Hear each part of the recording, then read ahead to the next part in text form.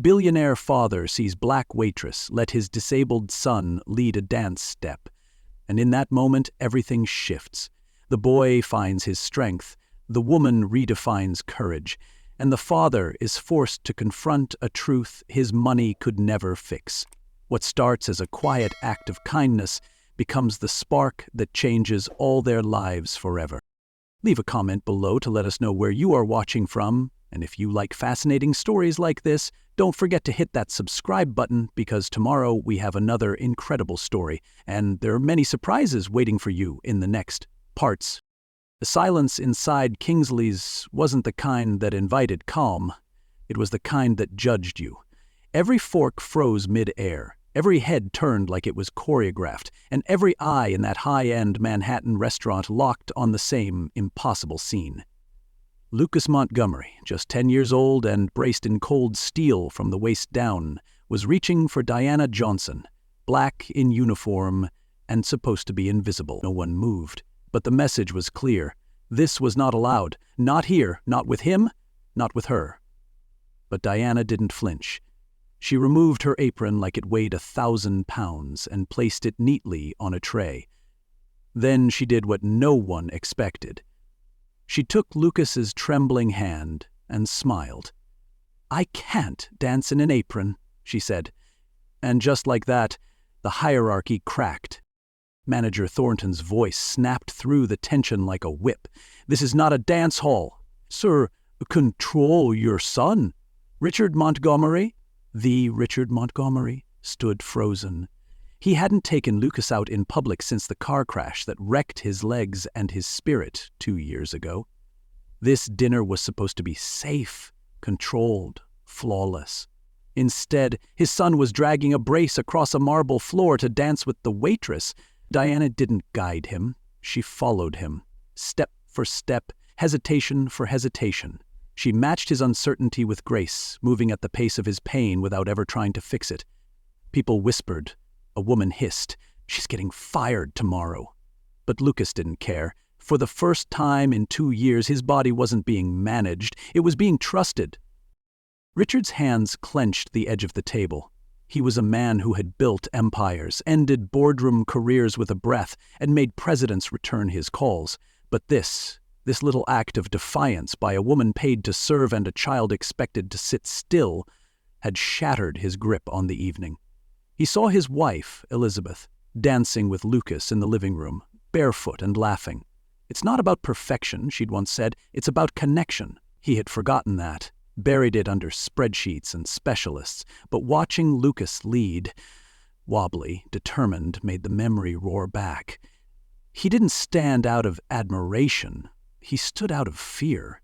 Fear that he had been wrong for 2 years, fear that this waitress saw his son more clearly than he did. Diana guided Lucas back to his seat after 3 slow steps. The restaurant still hadn't exhaled. She knelt beside him, looked him in the eye, and said with all the dignity in the world, "Thank you for asking me out." It wasn't a joke, it wasn't sweet, it was sacred.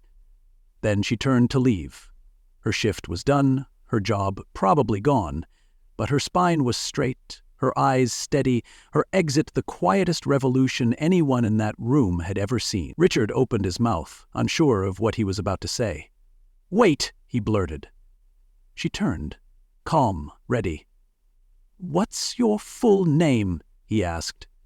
The entire restaurant held its breath. "Diana Johnson," she replied. His lips moved slowly, repeating it like a prayer he'd just learned to say. Something inside him cracked. But it wasn't weakness, it was recognition. This wasn't just about a dance. It was about the moment. Power stepped aside and let kindness lead. It was about the boy who found his footing, the woman who followed no script but her own, and the man who finally saw the truth through the eyes of someone he thought he'd hired, but who, in reality, had just taught him how to follow. Leave a comment below to let us know where you are watching from, and if you like fascinating stories like this, don't forget to hit that subscribe button because tomorrow we have another incredible story and there are many surprises waiting for you in the next parts. The business card came out of Richard Montgomery's wallet like a quiet confession. No assistants, no lawyers, no handlers, just him, standing in a restaurant that had seen empires dine and dignity denied, handing a simple rectangle of power to a woman who had just risked her job for a three-step dance. "Diana Johnson," he said, the name rolling off his tongue like he was learning how to mean it. "My office. Tomorrow, 10 a.m. There was no threat in his voice, no charm, just a crack in the armor. Enough to let something real slip through. Power didn't shout that night. It whispered, through a business card. She didn't look back as she walked out, not at the diners still staring, not at the manager chewing his lip, not even at Richard. But Lucas did. He watched her walk like someone who'd never apologized for her spine. Every brace on his legs had taught him to expect pity or praise, never partnership. Yet she had offered neither. Only respect. Diana's steps echoed down the marble hallway like punctuation marks in a sentence she had just rewritten. Dignity isn't always loud. Sometimes it walks out holding nothing but its own name. And that's enough to change everything. Montgomery Tower was glass and metal pretending to be art. The kind of building where the air smelled like meetings and no one made eye contact unless your shoes cost more than their rent. Diana entered wearing her best, a navy skirt and white blouse pressed as tight as her nerves. Her purse was worn, her posture wasn't. "Diana Johnson to see Mr. Montgomery," she said to the receptionist, whose glance scanned her like a barcode. After a clipped phone call, she was told, 18th floor. "Miss Winters will see you." In the mirrored elevator, Diana looked herself in the eye. Not to adjust anything, just to remember who she was. Miss Winters appeared in a navy suit, sharp enough to cut glass. Her walk was military, her smile non-existent. "This way," she said, without offering a greeting. They passed sleek offices where people turned just enough to clock Diana, but not enough to look at her. The walls weren't made of glass, they were made of mirrors, and Diana wasn't supposed to appear in them. In a waiting room lined with silence and abstract art, Winters finally spoke. "Had you fired, didn't he?" The question was a jab dressed in gossip. "It happens. Men like him call. Women like you disappear." Diana smiled slightly, not amused, just tired. "People like me?" she asked. Winters didn't blink. "Employees who don't know their place." Diana tilted her head. "And where exactly would that be?"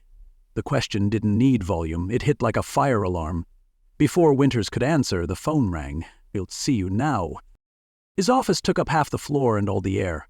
Richard Montgomery stood facing the windows, Manhattan stretching out behind him like property he already owned. He didn't turn at first. Let the silence do the work. Diana stepped in and didn't offer to fill it. She had learned the language of power. Whoever speaks first loses ground. "Miss Johnson?" he said eventually, not looking at her. "Thank you for coming." He gestured to a chair. She didn't sit. "You asked me to come." I accepted. The chessboard was open, 2 players.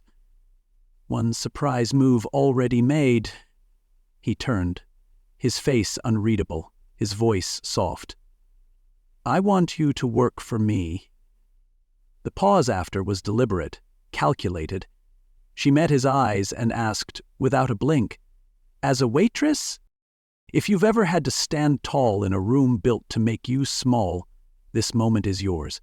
If you've ever dared to ask for respect instead of permission, this story is your reflection. Because when the rules are written without you in mind, sometimes the most radical thing you can do is walk in anyway. Stay with me. What happens next isn't an offer. It's a test. And Diana, she's about to change more than her job title. She's about to rewrite what power looks like when it finally listens. Richard Montgomery wasn't used to being the one asking questions. He was the answer, the final word, the closing signature on deals worth more than most cities. But today, he asked, "Do you have a background?" The question hung heavy in the room, not because of what he meant, but because of what he didn't. Diana didn't flinch. Bachelor's in Child Development from NYU, incomplete master's in special education. Had a pause when my sister got sick. She let the silence fill again. 3 jobs to pay the rent. Waitress, bookstore clerk, tutor. Richard blinked. Just once. She wasn't underqualified. She was overqualified. And buried. Not because she lacked credentials, but because her skin, her zip code, and her silence kept her invisible in rooms like this. Until now. I want you to work for me, he said again, but softer this time. Not as a waitress. As a therapeutic companion for my son. The word companion stretched out like it meant more than it admitted. You saw something in him. You got him to move, to lead. No specialist's been able to do that. Then came the number, 5 times her current income, a figure that could erase debt, pay her sister's meds, fund her community center for a year. He thought the zeros would impress her. Instead, she tilted her head and replied, You don't want a therapist, you want someone to fix what love failed to hold. Richard's face shifted, just slightly. That line landed somewhere deeper than he expected. He was offering a salary, she was holding up a mirror. I'm not for sale, she said calmly. I don't work for people who confuse my humanity for their solution. Her voice wasn't loud, but it hit like thunder in a soundproof room. Richard started to speak, but Diana raised a hand. Gentle. Final. You want Lucas to walk. Start by following. Then she reached into her purse and laid a simple card on his desk. It wasn't glossy. It wasn't corporate. It was hers. Freedom Steps. Tuesdays and Thursdays. 4 p.m. First class is free. She turned to leave without asking for a reply. She didn't need permission to lead. She opened the door and left it open behind her. In the hallway, Ms. Winters nearly collided with her. The woman was clearly eavesdropping, mask of corporate neutrality slipping. You turned down Richard Montgomery, she hissed. Are you crazy? Diana smiled, not amused, just ready. Maybe, she said, but I'd rather be crazy than owned. She pressed the elevator button with the same grace she'd used to remove her apron. Winters stood frozen, watching the doors close like a verdict she hadn't expected. This wasn't a negotiation, it was a declaration. And Diana didn't need a bigger paycheck, she needed a bigger purpose. If you've ever been offered everything except respect, if you've ever had to choose between comfort and conviction, this is your story too. Stay with it. Because what comes next? It's not about who has the money. It's about who finally owns their voice. And what happens when the one underestimated woman dares to give the richest man in the room a real chance to follow. The Bentley pulled up like it didn't belong. And it didn't. Not outside the faded brick walls of the Freedom Steps Community Center. Richard sat stiff in the driver's seat, as if proximity to peeling paint might stain his reputation. Lucas sat in the back, fidgeting with the Velcro on his leg braces, eyes darting from the window to the door. Inside, Zoe adjusted her hijab and whispered to Diana, He's not coming in. Men like him don't come to places like this. Diana didn't answer, just watched. Then, like a scene no one scripted, the passenger door opened. Lucas stepped out, slowly, deliberately. And Richard followed. No driver, no assistant, just a father trying to mask the war playing out behind his eyes. Inside, the floor was alive. Children moved in rhythms that didn't match, but didn't need to. Wheelchairs spun like jazz, crutches tapped like percussion, prosthetic limbs hit beats no textbook could teach. Richard blinked like he'd stepped into a language he'd never heard. It looks chaotic, he muttered, hands clasped behind his back. Diana stood beside him, arms folded, expression still. There's structure, she replied, just not the kind you control. Lucas stared, wide-eyed, as a girl spun in tight circles from her chair, laughing, like freedom had a soundtrack. No therapists barking commands, no clipboards or measuring sticks, just space, raw, honest, terrifyingly free. The door opened again, and in walked a woman with a cane that struck the floor like punctuation. Dr. Elaine Mercer. Gray braids, steel gaze, Harvard credentials. "Mr. Montgomery," she said, not as a greeting but as an accusation, "you rejected my proposal 3 times." Richard straightened. "I didn't know you were involved." Mercer raised an eyebrow. "That was the point." She turned to Diana. "Co-author, visionary, the reason this exists." Richard's jaw locked. "You knew who I was the whole time?" Diana met his stare without a blink. "From the moment you walked in. And I knew you'd walk out. Unless your son showed you the way." Lucas edged toward the dance floor, hesitated, then slowly reached down and unbuckled one of his braces. The silence was instant. Every child stopped. Diana moved toward him, but not to help, just to kneel beside him. "Are you sure?" she asked. Lucas nodded. His hands trembled, but his gaze didn't. Richard took a step forward instinctively, but Diana raised her hand. "Watch," she said quietly. Not a command. "Yes." Lucas took a breath, then another, and then he moved. One foot dragged, then the other followed. No music? No applause? Just the raw scrape of metal and willpower across the floor. And then, with no warning at all, his foot lifted. A step, small, shaky, his. The children clapped before anyone else could react. Richard's face cracked, a man watching the impossible not just happen, but happen without him. Diana whispered, "It's not about perfect steps. It's about first ones. If you've ever been told you don't belong, that your idea is too messy, too soft, too different, remember this room. Remember the boy who let go of his brace, the billionaire who let go of his pride, and the woman who built a world just big enough for both of them to grow. Share this story, not because it's polished, but because it's true. Because somewhere, someone is still waiting to take that first step, and they just need to see it's possible." The camera flashes started slow, curious, almost polite. Then they flooded in like rain through a broken roof. Reporters had been tipped off about something happening at Freedom Steps, but what they walked into wasn't just a human interest story. It was a revolution unfolding on laminate floors and dance beats. Diana didn't flinch, didn't step aside. She let them film, let them question, let them catch Richard Montgomery frozen in a room he no longer controlled. What looked like chaos to him now had choreography, rhythm, purpose. He had walked in to evaluate a woman, but now the world was evaluating him. Richard turned to Diana, jaw tight. "You orchestrated this." Her answer came without heat, without apology.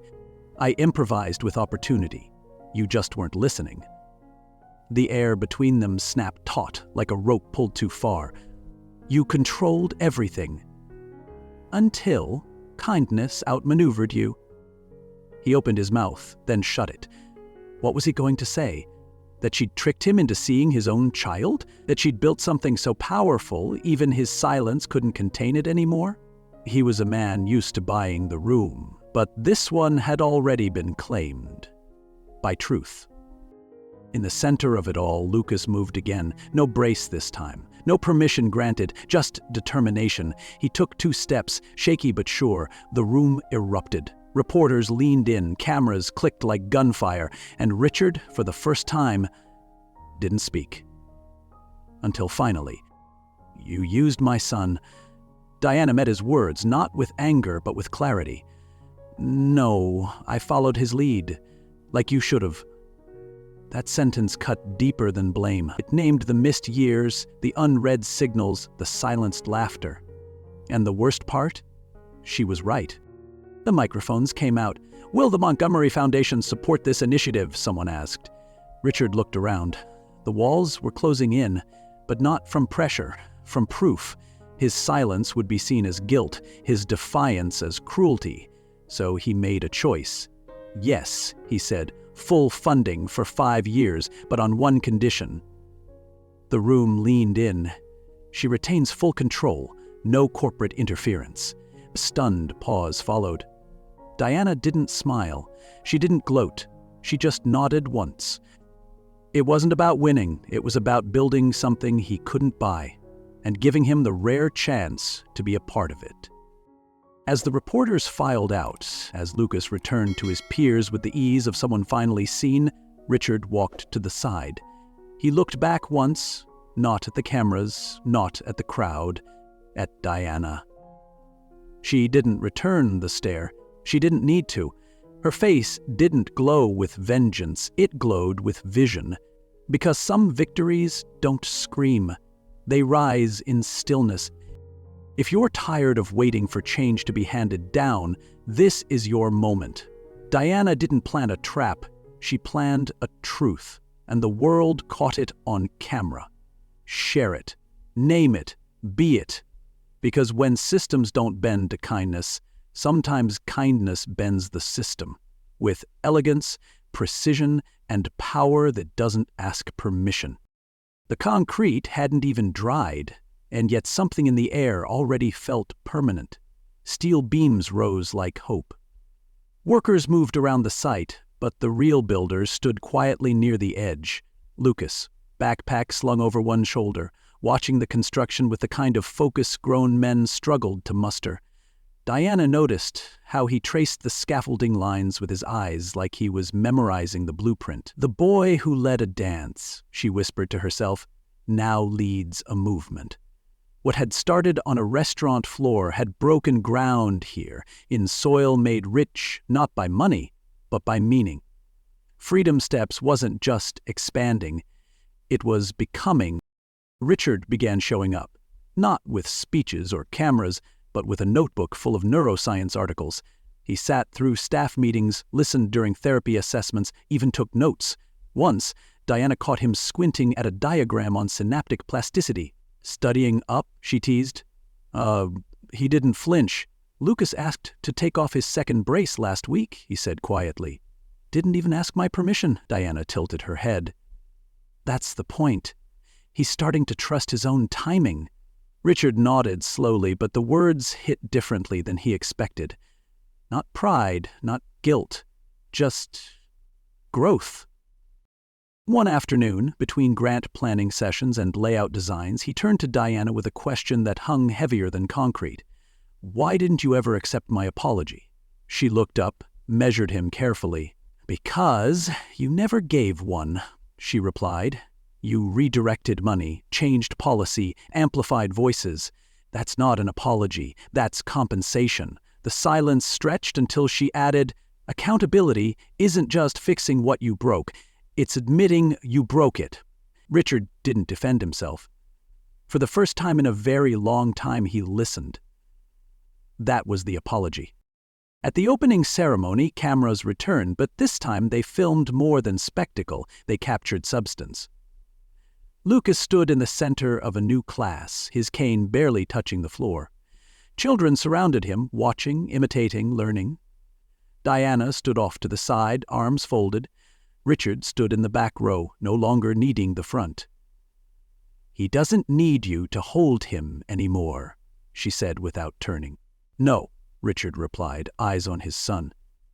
But he still needs me to be here. It wasn't sentimental. It was structural. Like every beam holding up the roof, being present was the difference between collapse and shelter.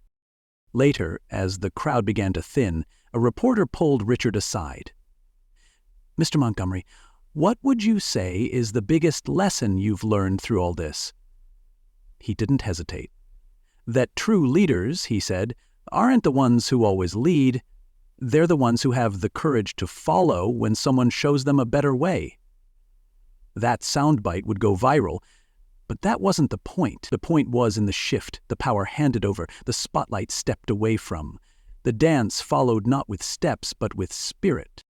If this story stirred something in you, if it made you question where you stand when someone else takes the lead, then maybe the next move is yours. Speak up, or just show up. Because sometimes the bravest thing you can do is follow. Leave a comment below to let us know where you are watching from, and if you like fascinating stories like this, don't forget to hit that subscribe button, because tomorrow we have another incredible story, and there are many surprises waiting for you in the next parts.